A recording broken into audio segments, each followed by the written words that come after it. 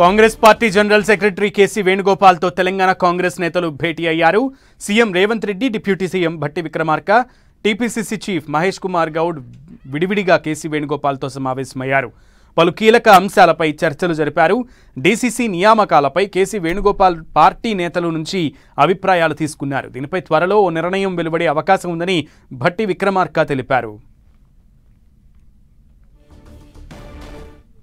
రాష్ట్ర కాంగ్రెస్ కమిటీకి సంబంధించినంతవరకు ఆర్గనైజేషన్ బలోపేతం చేయడం కోసం కావలసినటువంటి సంప్రదింపుల కోసం మా అందరినీ ఇక్కడ పిలవటం జరిగింది. దానికి సంబంధించి రాష్ట్ర కాంగ్రెస్ కమిటీ అధ్యక్షులు మహేష్ కుమార్ గౌడ్ గారు, అట్లాగే రాష్ట్ర ముఖ్యమంత్రి శ్రీ రేవంత్ రెడ్డి గారు, అట్లాగే నేను ఈరోజు మమ్మల్ని పిలవటం జరిగింది.